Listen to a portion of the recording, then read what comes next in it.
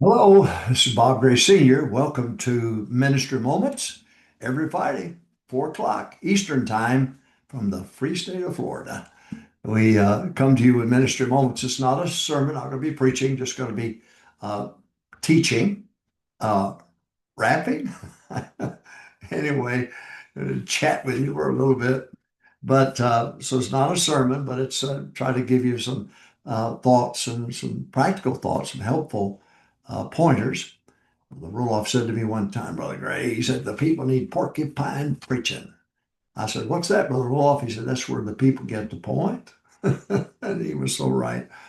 But I want to talk to you today about ministry adjustments. Ministry adjustments. I wish I could tell you that your ministry is going to go like that, but it won't. It's going to go like that and like that and like that. It's just the way that it is. And the one that stays with it the longest is the one who's blessed the most, that God uses that. All the great men of the past, 40 years, 50 years, 40 or 50 years in the 80s and 90s and 70, late 70s, did great works for God, but they stuck with it. They stayed when others left, and God blessed them for it. So we're going to talk about ministry adjustments. Every once in a while, there needs to be a pause, not quitting, but a pause and say, okay, let's talk about this. Let's take a look at it. Let me seek some counsel. Brother House taught us to have older preachers in, and that's what we did. And I get so frustrated sometimes. One of them would come in and preach something. I've been preaching for 20 years, and people walk around for a weekend. Wow, wasn't that great? And I want to slap them. Good night. I've been preaching that for 20 years for you. But anyway, just the human nature of it all. And so now I'm the old man coming around and preaching for these young guys, and enjoy every minute of it too, by the way. All right, let's talk about ministry adjustments. Number one, keep good records. I had a huge, and I sent it to my son Scott, and I gave it to my son Bob, I believe, big clipboard and had a large sheet on it. And a fellow named Roskowski from First Baptist Church of Ham was the one that gave it to me. And he said, this might be something that you might be able to use. And he gave me the big clipboard.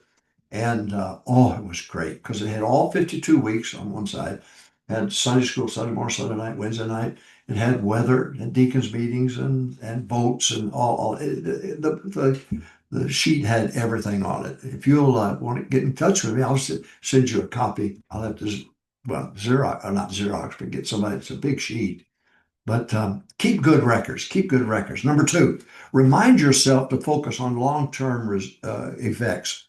Remind yourself to focus on long-term effects.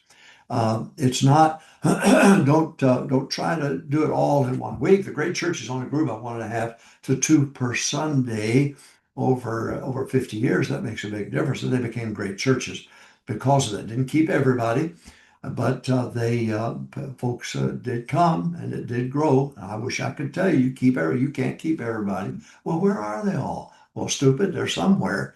You think a spaceship came down and took them out? Because no. I think some of you are Church of Christ people. I don't think you're Baptist at all. They don't get baptized in your tank, sit in your pew, and give to your church and quit their smoking, cussing, dip, and chewing. You say, well, they didn't get it. Well, I'm glad you're not God. That's all I can say. Number one, keep good records. We're talking about ministry adjustments. Number two, remind yourself to focus on long-term effects. Number three, analyze year to year, not week to week. You'll get discouraged if you do it week for week. Don't do that.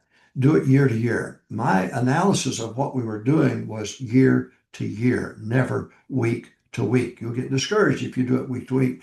But manpower, how many people are actually out in the streets, and all your soul winning times, your bus and your staff, how many man hours are on the street? That's what I wanted to know. I wanted to know what that number was.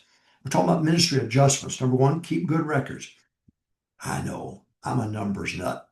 I can't help it. I went to Michigan State and for general business, and then ended up being an accountant, cost accountant for General Motors, Fisher Body Division, and I loved every minute of it, every minute of it. But my focus is on numbers, and the numbers tell a lot. Now, keep good records. Number two, remind yourself to focus on long-term effects. Number three, analyze year to year, not week to week stats. Number four, do not sacrifice the future on the altar of the immediate. Attraction model will work for a while, but it will not, it's short term, short lived. It's not going to be for the long term effect that you want from a ministry. John Rawlins told me one time, I believe I'll just finish out of pure stubbornness. He made up his mind he was going to finish, and finish he did. Ministry adjustments, keep good records. Number 2, remind yourself to focus on long-term effects. Number 3, analyze year-to-year dates, not week-to-week. Number 4, do not sacrifice the future on the altar of the present. They may go wild over this music and the so-called worship team. They don't call it that because they don't want to be identified with the emerging church cult. But they'll call it something else. But stay with the old hymns. When I sit in a church service, I don't recognize the special. I don't recognize the choir. I don't toss in a hymn every once in a while just to say we're old time here. I don't like that. I'm not going to do it. So ministry adjustments. Number 1, keep good records. Number 2, remind yourself to focus on long-term effects. Number 3, analyze year-to-year, not week-to-week stats. Number 4, do not sacrifice the future on the altar of the immediate. Attraction model will work quickly, but it dies quickly. Number 5, think in terms of decade growth. The last advice I got from Dr. Wendell Evans, my wife, God bless her, she was Dr. Evans' secretary. And when I graduated and got ready to leave, the last words he said to me, he said, Brother Gray, decade growth. Get it in your head, decade growth, little by little. Decade growth. He said, God told the children of Israel, you'll take Canaan, but you'll do it little by little. And he said, you will do it little by little. So because of that, I never announced my attendance for 10 years. People said, well, if he had, he would announce it. He'd tell everybody if he had it. No, I was taking it seriously, the advice of Dr. Wendell Evans, a great man, a great man. Number 1, we're talking about ministry adjustments. It's going to happen sooner or later. You're going to have to make an adjustment, but you just don't want to throw everything under the bus. What has worked will work. You may have to work to get it done. Brother Howes said, somebody said, mention my name. They said, Lucky Bob Gray. He said, no, Worky Bob Gray. All right. Ministry adjustment. Number 1, keep good records. Number 2, remind yourself to focus on long-term effects. Number 3, analyze year-to-year, not week-to-week stats. Number 4, do not sacrifice the future on the altar of the present. Number 5, think in terms of decade growth. Put in the baptism. Put it in week after week after week after week. And I promise you, on the other end, it will bubble up in attendance. It will bubble up attendance. But if you get your eyes on attendance, you'll compromise music, you'll compromise standards, you'll compromise. I heard of a fundamental Baptist preacher, and I asked him if it's true, and he said it was. He told his ladies, I don't want you to wear skirts and dresses below the knee. What's going on here? Have we lost our ever living mind? Scared to death to preach on standards, scared to death. Now, our females, their underwear is being worn as outerwear. Yeah, say what you want to say. No wonder we don't have the great works anymore. No wonder we don't have the great men of God anymore. We're not willing to put our necks on the line for righteousness' sake. All right, we're talking about ministry adjustments. Number 1, keep good records. Number 2, remind yourself to focus on long-term effects. Number 3, analyze year-to-year stats, not week-to-week stats. Number 4, do not sacrifice the future on the altar of the present. Number 5, think in terms of decade growth. Baptized, baptized, baptized, baptized. That's the only real number. It tells you how many people get saved, how many you got for Sunday school. It's a concrete number. Baptized, baptized, baptized. And eventually, a decade later, guess what's going to bubble up? You're going to find yourself attendance-wise bubbling up. Finances will bubble up. Your Wednesday night crowd will start growing. Your Sunday night crowd will start growing. All as a result of baptizing. All right? Now, we're talking about ministry adjustments. Number 1, keep good records. Number 2, I had a record secretary. That's what she did.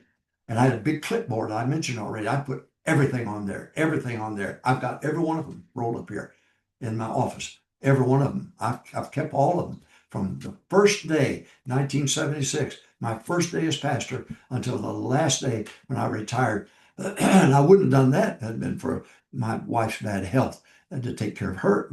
Glad to do so. Glad to do so.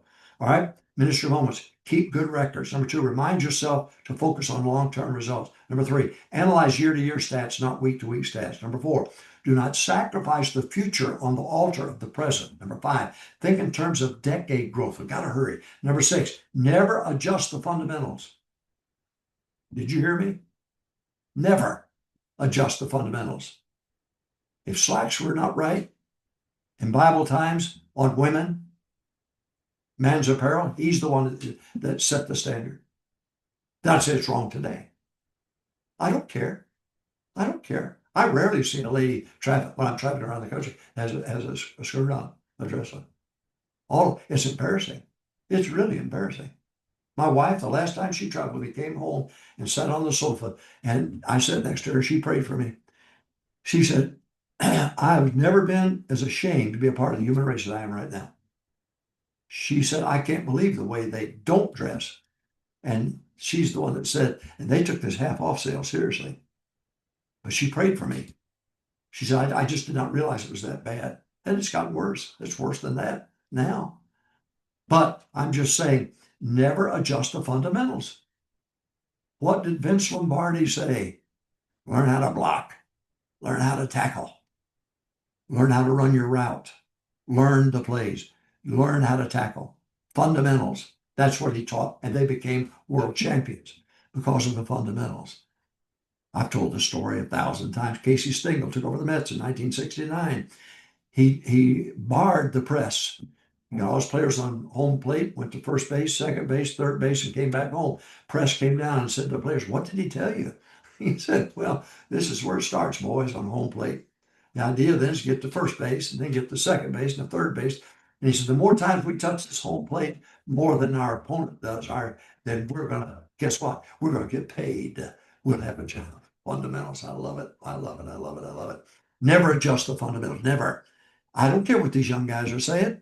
I don't care what California is teaching. Let them put the blue lights up and the green lights and the yellow lights and all the rest of it and get their little worship team up there. Don't call it that.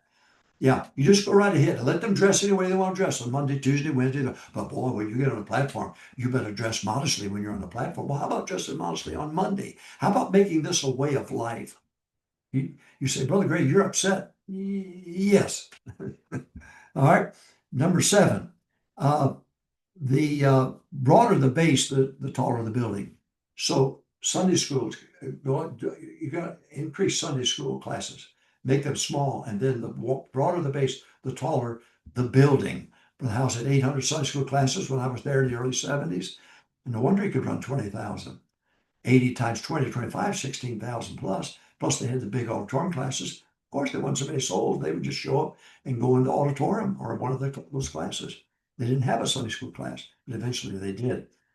I said, number 1, keep good records. You've got to keep good records. My wife would say, you cannot make history if you don't know history. And oh, she was so right. Number 2, remind yourself to focus on long-term effects. Number 3, analyze year-to-year stats, not week-to-week stats. I got to hurry. You're not listening fast enough. Number 4, do not sacrifice the future on the altar of the present. The attraction model will not work in the long term. Yeah, Resurrect Johnny Cash, have him come have a concert. How about that? That's what happened to Prestonwood in Dallas. Started having Saturday night concerts. Stole members from all the small churches in the area. Oh, because they were being entertained. But now they don't even have Sunday night church. And they're not the only ones. It's just that way all over the country. Cell groups are not. They don't even go. The pastor says, well, we need to move our Sunday night service from 7 to 6 so we can have more time for fellowship. So guess what happened? They're out the door, home watching the Dallas Cowboys lose again.